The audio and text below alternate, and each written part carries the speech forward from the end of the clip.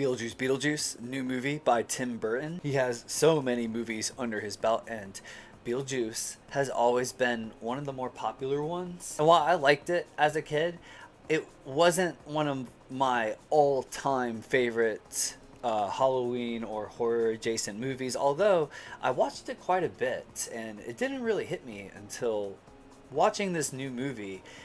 Just how it opens mimics the original, and it's really something special. When I was seeing posters and previews for this movie everywhere, I was almost a little unsure, like, is this a little too late? Like, the original is over 30 years old. I kind of worry that these type of movies do have like an expiration date.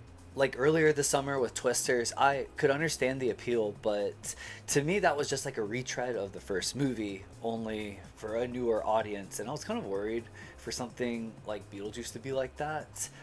I'm so happy to say this movie is good. This is a very enjoyable sequel that isn't perfect, but made for fans of the original and not with some franchise building agenda either. I follow an adult Lydia who is a host for a supernatural TV show, and she is kind of engaged with this spineless and pragmatic life coach of a partner played by Justin Theroux.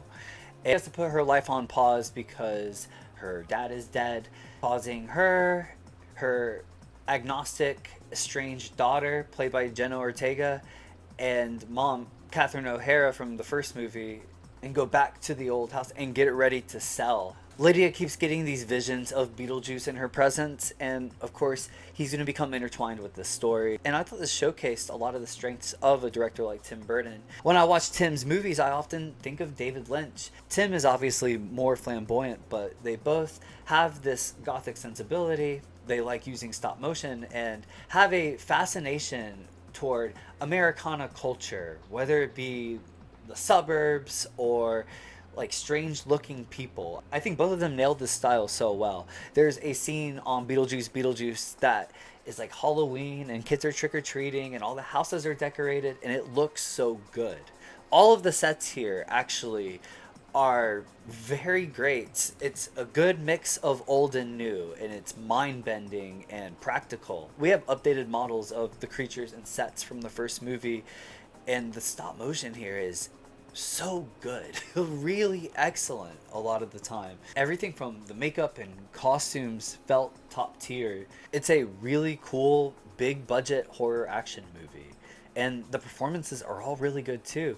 Wynona Ryder is great. Of course, Michael Keaton is the star of the show. Catherine O'Hara is really funny, like always, but the highlight is Jenna Ortega. I was blown away how effortlessly she fits into this world. She's very good at making this unimpressed disposition and sarcastically saying all her lines.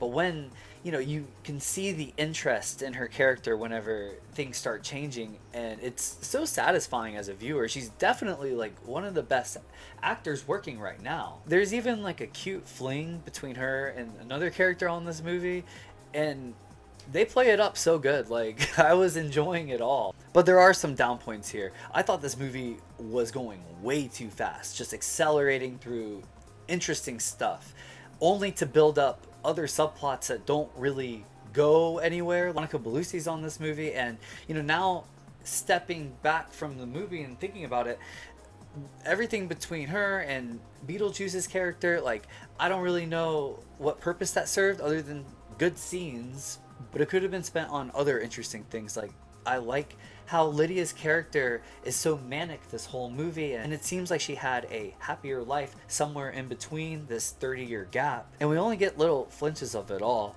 We also get a bunch of random little callbacks to the first movie. There's like a funeral scene, and the song from the first movie, the popular one, the kids are singing it in a cappella, and it's just kind of dumb. Other little gags too, just as callbacks for the sake of it being callbacks, but it doesn't quite lean onto the first movie that much, and that's why I really enjoyed this. At its best, it felt manicured, innovative, nostalgic, but really entertaining. I would give this a 7.7. Beetlejuice Beetlejuice is released by Warner Brothers and is in theaters everywhere. Thank you for watching.